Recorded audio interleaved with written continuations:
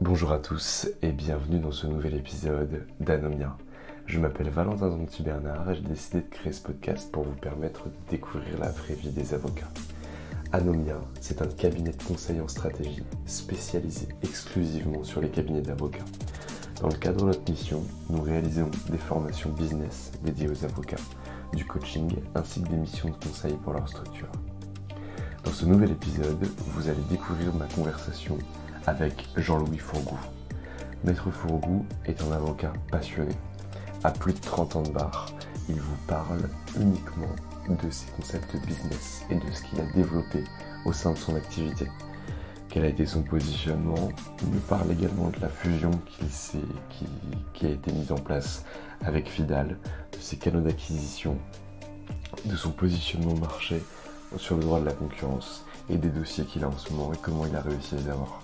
Un épisode extrêmement intéressant puisque cet avocat-là a vu son métier muter.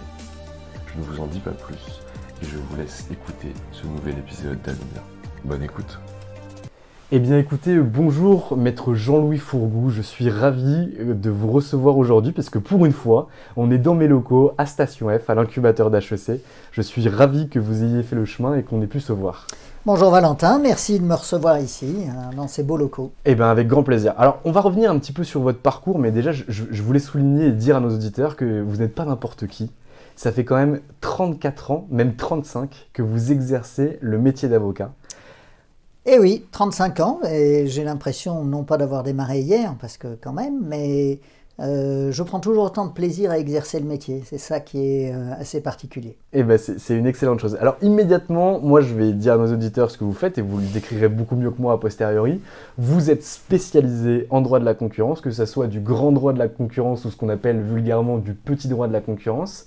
Et vous avez, arrêtez-moi si je me trompe, exercé ce métier-là au sein de votre propre cabinet pendant quasiment 30 ans avant de rejoindre une grosse structure qui vous a absorbé. Est-ce que c'est le cas? Oui, tout à fait. Je suis avocat de souche, donc toujours avocat plaidant, et j'ai exercé dans un cabinet familial en étant une structure à taille humaine, mais petite structure, une boutique, et spécialisée sur le droit économique, distribution, concurrence, consommation. Très clair. Et donc vous étiez combien dans ce cabinet? On a été entre 8 et 12 suivant les périodes d'activité. 8 et 12 avocats, ça fait entre 14 et 16, 17 personnes au complet. Uniquement sur le droit de la concurrence? Uniquement sur droit de la concurrence et droit économique, puisque y avait parfois des aspects en droit de l'Union européenne, en circulation des marchandises ou des choses comme ça. D'accord, donc on serait plutôt sur un cabinet, si vous me permettez le parallèle, de type Graal aujourd'hui? Oui, tout à fait, tout à Très fait. clair. Jean-Christophe Graal est un bon ami et un cabinet très sérieux, et voilà, on est tout à fait similaires, étant très, très marqué contentieux. Le contentieux chez nous est une activité assez forte. Très clair. Et donc vous exercez pendant 30 ans dans ce cabinet familial, spécialisé en droit économique et droit de la concurrence, et l'année dernière, vous rejoignez Fidal. Alors j'aimerais bien savoir un petit peu comment ça s'est passé, quels sont les tenants et les aboutissants, et pourquoi vous êtes passé finalement de la pratique de cabinet familial à la fusion avec cette grosse machine qu'est Fidal. Oui, c'est une grosse machine, et on est arrivé chez eux juste à l'avant-veille du confinement, le 14 février, jour de la Saint-Valentin, et on a été confinés en mars. C'est un choix qui a pris un peu de temps, parce qu'on a discuté assez longuement, parce que c'est un sacré saut. Pour un cabinet qui a toujours été indépendant, choisir d'aller chez le plus gros cabinet français, établi dans presque tous les barreaux, ça fait beaucoup. Mais l'idée était de développer le département de droit économique, d'intégrer le département de droit économique, de le développer, de l'animer, et en tandem avec l'antenne de Bruxelles, d'essayer de développer, de devenir le cabinet incontournable en droit de la concurrence, comme nous l'avons été, indépendant, mais avec l'appui des équipes en région, parce que lorsqu'on a des downgrades de la Commission européenne ou de l'autorité de la concurrence, pouvoir bénéficier de l'appui d'un cabinet qui a des avocats compétents, formés partout sur le territoire, c'est un avantage indéniable. Très clair. Et donc comment ça se passe le rapprochement et l'absorption par un cabinet comme Fidal ? Je ne sais pas comment vous répondre. Ça se passe avec le confinement, donc c'est vrai que l'intégration a été quand même un peu plus mouvementée, un peu plus hachée, parce qu'il y a des collaborateurs que l'on a vus peu pendant toute cette période. Ça nous a conduit à avoir une double approche, c'est-à-dire de garder ce qui fonctionne de chez nous. Donc on est un peu le cabinet dans le cabinet, mais aussi de bénéficier des outils du cabinet Fidal. Très clair. Et donc comment on négocie une absorption avec un cabinet de cette trempe ? Comment on se fait approcher finalement ? Est-ce que c'est vous qui venez vendre votre cabinet ou est-ce non, que pas du tout. D'accord. Pas du tout. En fait, l'histoire est assez originale. C'est qu'il m'est arrivé à plusieurs reprises de recruter des collaborateurs qui étaient auparavant passés chez Fidal. Et ça a été vrai avec des associés, Christine Villemar ou Caroline Cazot, et des jeunes collaborateurs qui nous avaient rejoints. Et on trouvait qu'ils étaient bien formés, qu'ils étaient efficaces. Et une des dernières fois, Frédéric Puel, me croisant dans une conférence, me dit au lieu de débaucher tous mes collaborateurs, tu ferais mieux de venir. Et voilà comment, sur une blague, le rapprochement s'est discuté. Et Dominique Davaudet, à l'époque, qui représentait Fidal, est revenu nous voir, a essayé d'avancer. Et au fil des discussions, on s'est dit il y a peut-être un projet qui mérite qu'on s'y intéresse. Très clair. Et vous, c'était quoi les conditions non négociables que vous aviez ? Parce que de passer d'un cabinet où on est finalement un effectif de 16 avec 10-12 avocats, on connaît tous ses collaborateurs, on a des process qui restent encore extrêmement souples entre les collaborateurs et les associés. Qu'est-ce que vous ne vouliez pas négocier et qu'est-ce qui vous faisait peur ? Alors, on voulait rester avocat au barreau de Paris parce que le droit de la concurrence est un droit où les clients peuvent être sensibles au barreau de rattachement, mais pas seulement. On voulait conserver notre capacité de traiter, et ce qui est un peu une différence par rapport au système actuel, de traiter toutes les branches du droit de la concurrence et de ne pas être hyper spécialisé sur les ententes, hyper spécialisé sur les concentrations, hyper spécialisé sur les pratiques restrictives et la distribution. Et donc, c'est ce qui a fait je crois, notre réussite. On a toujours su mettre en avant à l'égard de nos clients, et c'est ce qui a permis de passer d'une activité parfois florissante à un ralentissement.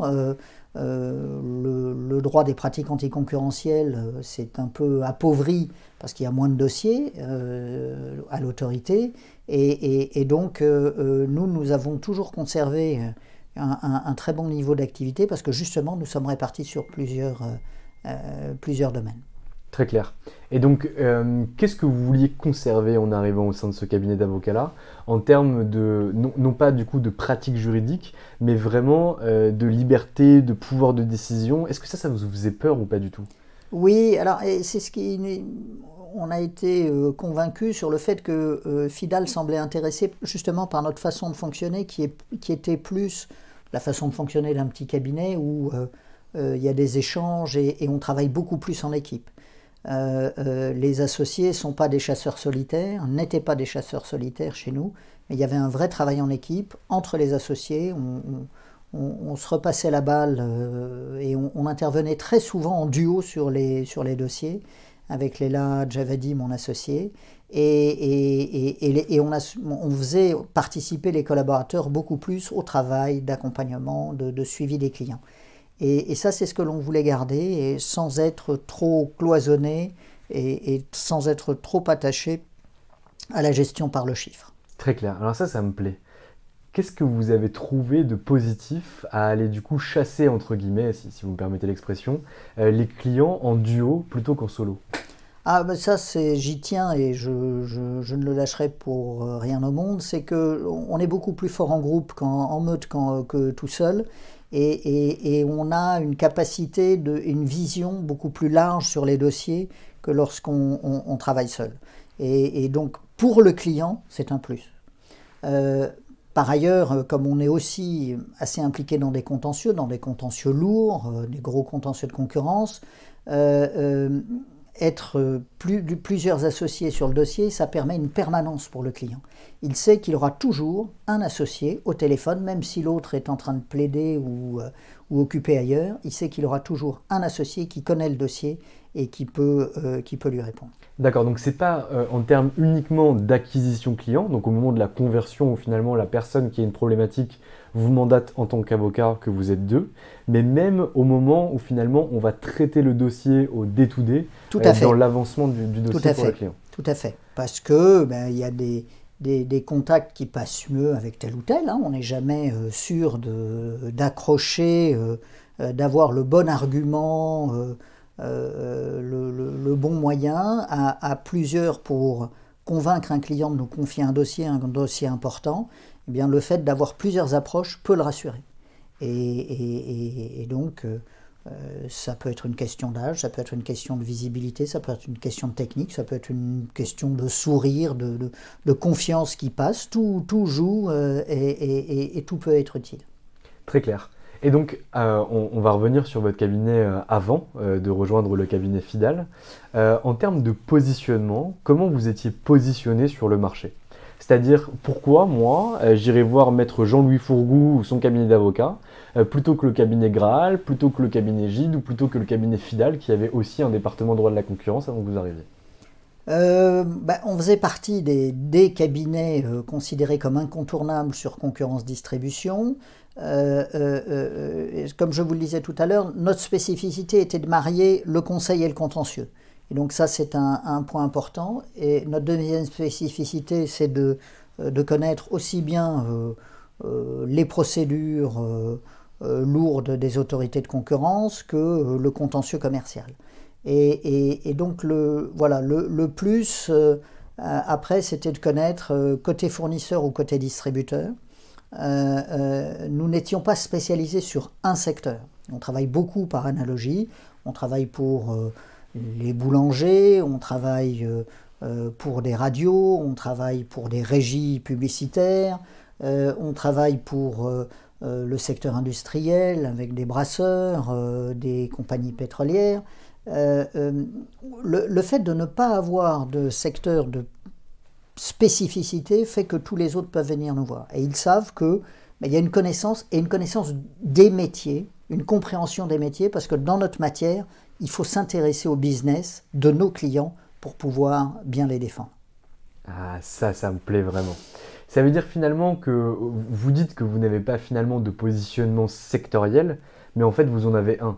C'est-à-dire que vous n'avez pas un positionnement exclusivement sectoriel sur un secteur d'activité, par exemple l'automobile, mais que vous avez au fur et à mesure du temps développé une compétence sur plusieurs secteurs d'activité que vous mettez en avant pour dire, voilà, vous êtes boulanger, vous êtes mécanicien, vous êtes distributeur dans la grande distribution. Nous, on connaît le secteur d'activité. On n'est pas des experts, parce que derrière, c'est vous les experts. Mais au moins, on comprend les enjeux, on comprend les opérations et on comprend finalement les sous-jacents de chaque opération.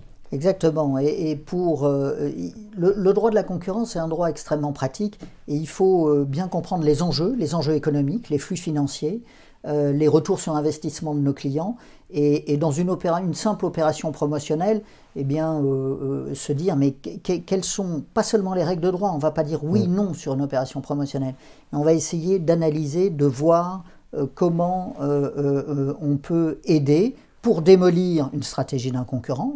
On aille beaucoup en attaque, pour au contraire se défendre face à des critiques de la DGCCRF, de bien expliquer le processus économique qui explique un comportement économique.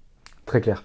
Et donc en termes de positionnement, si on reprend, vous avez un positionnement qui était extrêmement technique, c'est-à-dire qu'on alliait à la fois le conseil et le contentieux. Je pense que si vous le décrivez comme ça, c'est parce que vous étiez très peu de cabinets à le faire, ou en tout cas que l'immense majorité ne le faisait pas. Vous avez ensuite un positionnement qui est par secteur d'activité, où vous n'avez jamais affirmé que vous étiez l'expert de ce secteur-là, mais au fur et à mesure des dossiers, vous avez développé des expertises business sur plusieurs secteurs d'activité. Et enfin, vous aviez aussi une spécialité multifonctionnelle, puisque vous intervenez dans des domaines du droit qui étaient proches, mais qui n'étaient pas similaires, ou en tout cas pas cloisonnés, comme dans d'autres cabinets d'avocats. Tout à fait.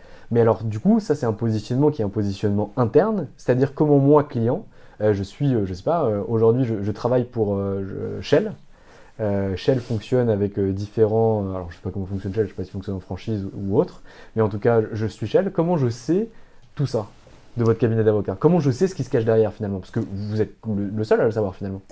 Alors, on essaie de communiquer. On essaie de communiquer le plus possible, et on a une façon de communiquer qui est peut-être un peu atypique. C'est se faire connaître auprès des jeunes. On fait beaucoup de formations dans les écoles de barreau, dans les facultés, à Sciences Po. Donc pour recruter?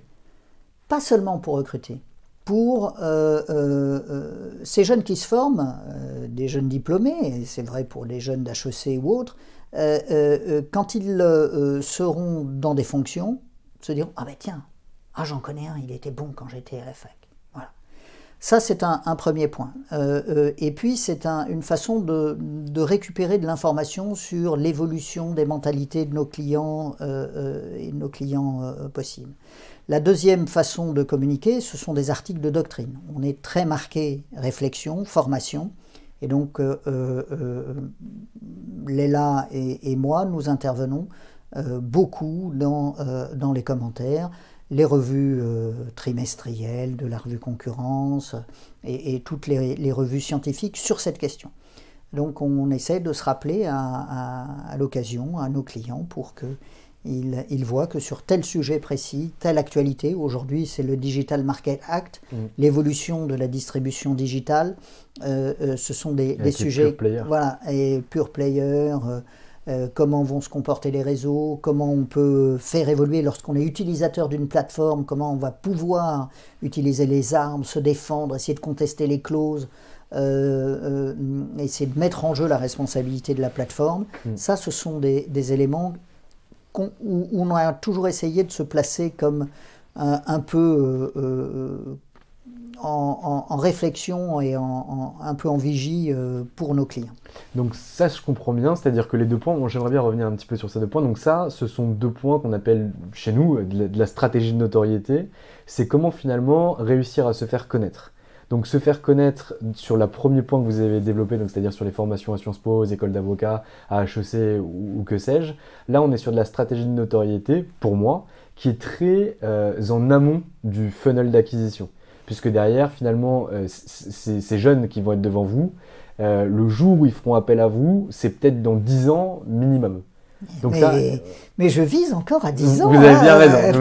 Vous avez bien raison. Mais vous avez bien raison. Et c'est pour ça que du coup, on fait la distinction entre la stratégie de notoriété, qui nous sert à nous faire connaître, et la stratégie d'acquisition, qui nous sert, une fois qu'on nous connaît, à intéresser la cible qu'on va avoir en face de nous, pour qu'elle puisse nous solliciter et devenir cliente. Ce qui m'amène sur le deuxième point, et ce qui là est beaucoup plus pertinent, c'est-à-dire que pour moi, la stratégie que vous avez, c'est-à-dire l'écriture de doctrine, pour moi, c'est une stratégie d'acquisition client basée sur la compétence scientifique, mais j'aimerais bien savoir comment vous les écrivez. Parce que pour moi, c'est très important, c'est-à-dire que je vois beaucoup d'avocats qui vont commenter des arrêts et qui vont donner leur point de vue sur un point de droit, mais ils vont rester extrêmement techniques et juridiques au sein de l'ensemble de ces commentaires. Est-ce que vous intégrez la réflexion business et que vous arrivez à combler un objectif qu'un client potentiel pourrait avoir en lisant votre article? Alors, l'objectif business, il est parfois dans la sélection des arrêts à commenter. Voilà, là, il y a des sujets assez récurrents. La revente à perte, est-ce que c'est licite, illicite? Quelles sont les limites? Nos clients ont besoin d'éclairage. Et commenter une décision sur la revente à perte, ça présente un intérêt pour eux et c'est un plus. Donc, le choix de ce que l'on commente est déjà dans la stratégie d'acquisition. Sauf si c'est vraiment quelque chose d'incontournable, je ne vais pas commenter une décision qui s'inscrit dans la lignée et qui n'apportera pas grand-chose. Donc ce qui est intéressant, c'est de commenter ce qui change, ce qui va faire évoluer la matière, ou que l'on pourrait tirer dans un sens ou dans l'autre. Et donc, moi, dans ma réflexion, dans ma façon de travailler, c'est aussi de voir qu'est-ce qu'on va en tirer, quel va être l'impact de la décision. Et ça, j'essaie toujours d'avoir une petite patte personnelle dans les commentaires. D'accord, donc vous mettez à chaque fois en lumière les situations opérationnelles qui pourraient être issues de ces décisions juridiques. Tout à fait. Super. Et donc, en termes de diffusion, donc, vous écrivez ces articles qui sont du coup bien tournés, puisqu'on a déjà un premier filtrage qui s'opère par rapport aux commentaires que vous allez faire d'un arrêt en particulier et pas de n'importe quel arrêt. Et ensuite, vous diffusez ces articles, mais vous les diffusez comment et à qui ? Alors, d'abord, les revues traditionnelles, et puis après à nos propres clients, pour nous rappeler à leur attention, qui nous voient repasser, et puis après sur les réseaux sociaux professionnels comme LinkedIn. Très clair. Et aujourd'hui, est-ce que vous avez des chiffres de ces diffusions ? Nous, par exemple, on a une approche qui est très scientifique parce que malheureusement, on n'est pas magicien. Et donc, quand on aide les cabinets d'avocats sur le développement business, on prend immédiatement une chose, c'est qu'à partir du moment où il n'y a pas de données collectées, on n'intervient pas, ou avant notre intervention, on met en place des systèmes qui vont permettre de collecter la donnée pour savoir si on est dans la bonne direction et connaître l'impact de chaque action marketing, par exemple l'écriture d'un article qu'on va envoyer à 100 clients, voir ce qui s'est passé derrière. Est-ce que c'est des choses que vous mettez en place ou pas du tout ? Alors non, on n'a pas de système automatisé de remontée d'informations. Quand on a un nouveau client, par exemple, on lui demande de savoir comment est-ce qu'il est venu, Super. Comment est-ce qu'il nous a connus, ça paraît assez évident. Et ça, vous l'écrivez quelque part, maître ? Comment ça, on l'écrit ? Non. Par exemple, sur un ERP, pour dire, en fait, voilà, sur les 300 clients qui ont été rentrés par l'ensemble du département concurrence de Fidal cette année, on a 100 clients qui nous viennent du cabinet Graal, par exemple. On a 50 clients qui nous viennent d'articles que j'ai pu écrire avec mon associé Leïla. On a 30 clients qui nous viennent par l'intermédiaire d'étudiants qu'on avait vus il y a quelques années à la faculté et qui nous ont renvoyé des dossiers. Non, on n'a pas d'analyse aussi précise, mais on fait par contre assez régulièrement l'inventaire des dossiers qui nous sont envoyés par des prescripteurs. 30% de notre activité est une activité de spécialiste, vraiment, c'est-à-dire que des confrères généralistes, soit parce qu'ils sont juste plutôt en conseil et ont besoin d'un appui en contentieux, soit parce qu'ils sont pas exactement au fait de la matière, soit parce que ils ont besoin d'un appui en se disant on va prendre quelqu'un qui est plus réputé dans la matière. Et donc ça on l'identifie, on le qualifie, on le quantifie d'une année sur l'autre pour savoir qu'est-ce que ça représente. Et ça représente entre 25 et 30% suivant les années. Très clair. Donc ça, c'est déjà une super bonne chose, c'est une métrique qui est importante et qui vous permet derrière de vous développer. Et donc du coup, si on a 25 ou 30% sur la prescription, comment est composé les 70 autres pourcents du département droit de la concurrence de chez Fidal ? Alors, chez Fidal, j'ai pas encore toute l'expérience, tout le retour. Chez Fidal, il y a beaucoup de cross-selling. Donc un fiscaliste qui envoie un dossier de droit économique. Le cross-selling est véritablement mis en avant, recherché et encouragé. Mais c'est vrai, et c'était aussi un de nos choix pour aller chez Fidal. Avant, nous, quand on avait un problème de fiscalité, on passait par des copains, des confrères avec qui on avait de bonnes relations. Mais si en interne, on a déjà quelqu'un qui peut répondre à la question, ça va beaucoup plus vite, c'est beaucoup plus efficace. Et pour le client, c'est un gage de sécurité.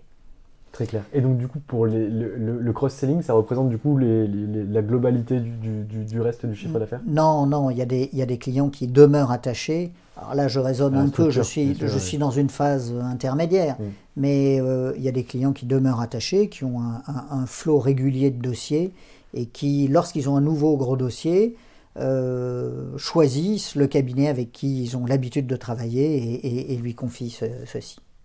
Ok, très clair. Et donc, lorsque vous avez rejoint le cabinet Fidal, est-ce que toutes vos équipes vous ont suivi ? Sauf deux collaborateurs. Une collaboratrice qui avait fait 7 ans chez Fidal et qui trouvait que si elle avait changé, ça n'était pas pour y retourner après coup. et un collaborateur qui a souhaité s'installer comme au bout de 8 ans de collaboration, il n'y avait rien d'extraordinaire. Il a préféré choisir la voie de l'indépendance et pour monter son cabinet. Très clair. Et donc aujourd'hui, comment vous fonctionnez au sein de cette équipe? C'est-à-dire qu'il y avait déjà une équipe concurrence en place. Vous avez été choisi par Dominique Davaudet et par le cabinet Fidal pour rejoindre l'équipe parce qu'ils aimaient votre mode de fonctionnement où il y avait beaucoup de communication, on avançait à 2 par associé pour aller chercher de la clientèle et on traitait derrière à 2. Comment ça s'est fait l'intégration finalement? Ou en tout cas, comment le département concurrence vous a accueilli et comment vous avez réussi à, entre guillemets, à vous restructurer avec ce département déjà en présence? On est en train de le faire, hein, Ouais. puisque c'est quand même assez récent. L'objectif est de mélanger les deux façons d'exercer. On a d'excellents rapports avec le département propriété intellectuelle au sein du droit économique et au sein du département concurrence distribution, on travaille avec les uns ou les autres. Le confinement a rendu un tout petit peu plus difficile l'accès aux collaborateurs, évidemment, mais on a des réunions entre associés tous les lundis et des réunions techniques en droit de la concurrence. On fait des tournées d'actualité sur les sujets importants, le business développement, qu'est-ce qu'on peut faire, voilà. Très clair. Et donc, Maître Fourgou, avant de rejoindre le cabinet Fidal, votre cabinet d'avocat faisait combien de chiffre d'affaires? Si vous ne voulez pas me donner un chiffre exact, donnez-moi une fourchette. Il faisait entre 1,8 et 2 millions d'euros de chiffre d'affaires. Très clair. Et donc, aujourd'hui, vous avez rejoint le cabinet. Est-ce que vous vous êtes engagé, entre guillemets, pas forcément de façon juridique, mais peut-être de façon morale, à avoir un chiffre d'affaires similaire? Et derrière, quelles sont les conditions de rentabilité qui ont pu changer? On sait que dans les cabinets d'avocats qui sont plus structurés, parce que plus importants, on met en place des seuils de rentabilité qu'on doit obtenir par dossier, ou en tout cas par département. Est-ce que c'est des choses qui ont été mises en place quand vous êtes arrivé? Non, on s'est fondu dans le système Fidal. Donc, a priori, et je pense que nous devrons faire la même chose que ce que nous faisions auparavant et que l'objectif n'est pas de faire moins. Mais la rentabilité est évidemment suivie comme dans n'importe quelle entreprise. C'était vrai dans une petite structure, hein. On essayait de voir ce qui marchait, ce qui ne marchait pas. Et après, de voir en fonction de l'activité de chacun, des collaborateurs, des associés, ce qui marche, ce qui ne marche pas. La différence peut-être entre l'activité d'indépendant et au sein d'une grosse structure, c'est que quand on est indépendant, il est plus facile de choisir ses investissements. Prendre un petit dossier quand on est une petite équipe, c'est tout à fait envisageable. Prendre un petit dossier à perte quand on est une grosse structure et avec des obligations, c'est peut-être un peu plus compliqué, alors que c'est nécessaire. Il n'y a pas de petit dossier. On peut être testé par les clients avec un petit dossier qui porte sur un sujet phare. Ça peut être un moyen de développement exceptionnel.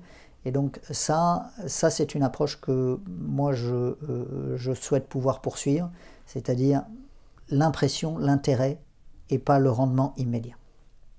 Donc plutôt un investissement finalement sur le long terme, quand c'est pour une belle entreprise qui vous donne un petit dossier pour vous tester dans un premier temps, ou lorsque c'est un sujet du droit qui peut être porteur et qui pour un investissement entre guillemets à perte de façon initiale, pourrait dans une seconde salve, lorsque ce problème se généralisera, ou en tout cas on y verra réellement de la valeur, pouvoir procurer du rendement pour le cabinet. Oui, tout à fait. Très clair.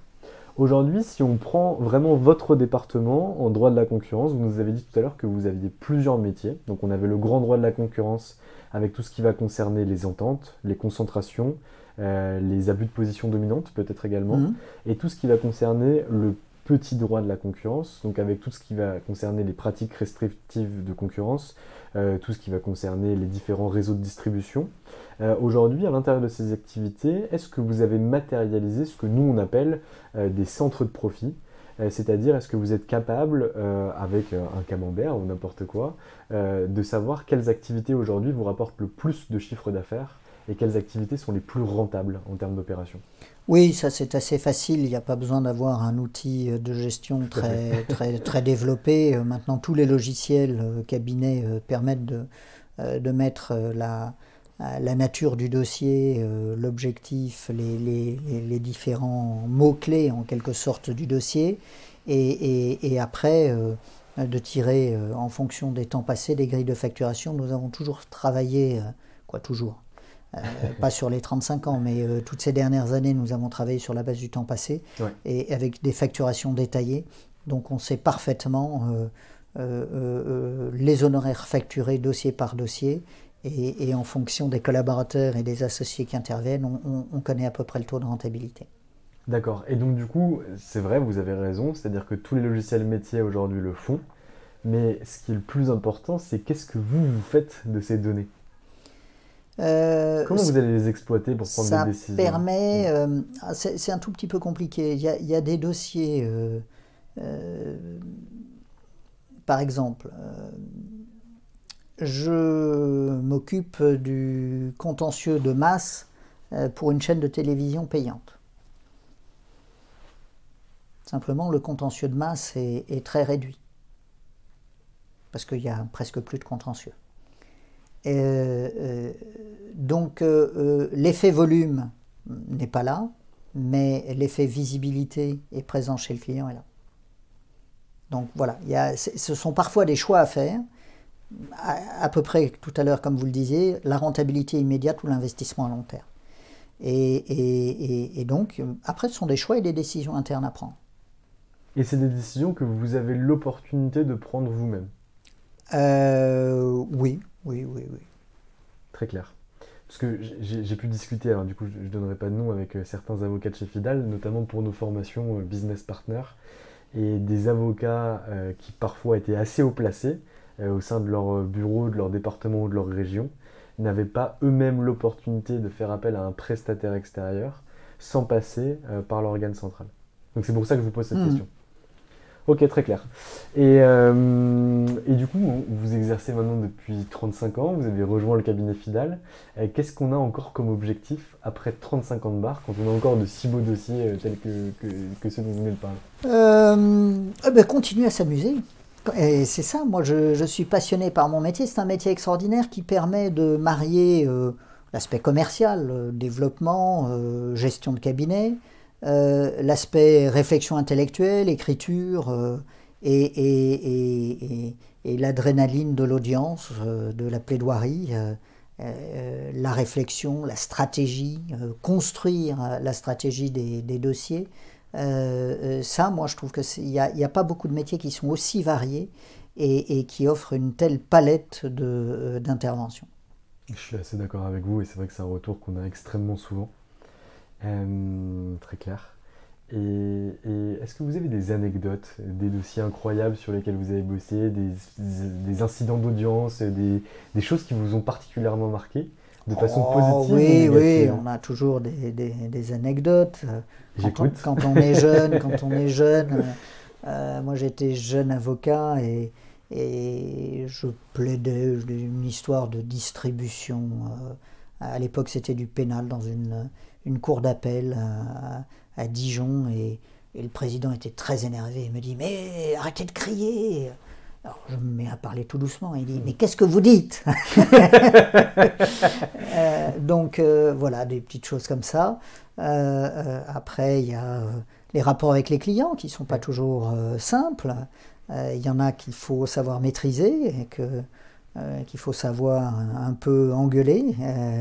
Et ça passe ou ça casse, et parfois quand ça passe, on a un meilleur résultat avec eux dans la relation, une relation de confiance que l'on n'a pas si on est trop béni oui et qu'on ne dit pas ce qu'il faut dire aux clients. Et c'est aussi notre rôle, c'est de savoir être ferme avec les clients quand il le faut, et de savoir bien les conseiller en ne faisant pas seulement ce qu'ils veulent. Donc savoir dire non quand il faut dire non, ou savoir dire vous faites ce que vous voulez, cher client, mais ce n'est pas la meilleure décision. Oui, tout à fait. Très clair. Et en termes de politique de prix, maître, j'ai cru comprendre tout à l'heure que vous nous parliez de temps passé. Est-ce que c'est la seule politique de prix que vous mettez en place aujourd'hui? Non. D'accord. Vous parliez de rentabilité. La meilleure des rentabilités, c'est quand on a un honoraire de résultat exceptionnel et très bien négocié au début, où le client est ravi de payer. Et donc ça c'est un élément très positif. Donc moi, je fais toute la palette de modes de facturation. Le forfait, on a de plus en plus de clients qui veulent savoir combien ça va coûter et point. Donc là, il ne faut pas se prendre les pieds dans le tapis et dans l'estimation. Le temps passé, pur et dur. Et nous avons développé depuis quelques années un système mixte où on fait un semi-forfait. C'est un peu comme dans la téléphonie mobile. Vous avez 20 heures pour un certain forfait. Au-delà, c'est un taux réduit. Comme ça, tout le monde s'y retrouve. L'avocat n'y laisse pas sa chemise et le client ne part pas dans des honoraires démesurés. Et est-ce que vous facturez à la valeur créée, maître, de temps en temps? Avec l'honoraire de résultat, c'est d'une certaine façon, c'est le cas. Mais sinon, non. On tient compte de l'enjeu du dossier. Je ne vais pas pratiquer un taux de spécialiste parisien sur mes dossiers de contentieux de masse d'abonnés à la télévision. Donc là, forcément, on tient compte de l'enjeu pour adapter ses honoraires. Et par contre, lorsqu'il y a des enjeux répétitifs sur des actions de groupe ou des choses comme cela, y compris en droit de la consommation, là évidemment, on tient compte des conséquences et de l'avantage, de l'aide qu'on apporte aux clients. Très clair. Maître, la semaine dernière, ou il y a 2 semaines plutôt, on a échangé ensemble par rapport à la société Anomia, donc du coup ce qu'on fait, je vous ai parlé notamment de nos formations. Qu'est-ce que vous en pensez concrètement? Moi je pense que d'abord les avocats ont toujours besoin de se former et ils ont besoin de se former à la gestion, à l'aspect développement, parce que pendant toutes les études de droit et même à l'école du barreau, on n'a pas toujours cette aide. Je pense que c'est absolument nécessaire et qu'il faut se tenir à jour sur les techniques, sur les outils et que c'est absolument nécessaire. C'est nécessaire, ou il est nécessaire aussi de bien anticiper les difficultés entre les associés, entre les avocats. On est un métier où il y a du stress avec les magistrats, il y a du stress avec les confrères, il y a du stress au sein même des équipes. Il peut y avoir de la compétition au sein des équipes, au sein des départements. Et je pense qu'on a besoin d'une aide extérieure pour surmonter et savoir gérer ces difficultés. Très clair. Et est-ce que vous pensez que le fait que nous, on ne soit pas avocats, mais on soit issus de grandes écoles et qu'on soit issus du monde de l'entreprise, est un frein ou justement quelque chose de positif? Je pense que c'est positif. Connaître le métier est un plus. Donc, on a passé du temps sans décaler. Voilà, mais au bout de quelques temps, on s'aperçoit que même s'il y a des milliers de façons d'exercer le métier, même dans les entre grandes structures, entre les anglo-saxons, les américains, entre les structures, leur taille, le tempérament, l'ego des avocats qui peut parfois être une source de difficultés complémentaires, il y a quand même moi je l'ai vu quand j'étais dans le réseau Jessica, il y a des traits communs qui ressortent dans la façon d'exercer le métier. Très clair. Maître, je vous ai pris un certain temps déjà aujourd'hui et je sais que vous avez un agenda Merci. qui est assez chargé. Non, je vous laisse pas maintenant. Vous avez un mot de la fin, comme tous les avocats qui passent sur ce podcast. Écoutez, c'est un mot de la fin qui est pour ce que vous voulez. C'est pour vous, c'est pour Anomia, c'est pour le cabinet, c'est pour la France, c'est pour l'avenir, c'est pour le Covid. La parole est à vous.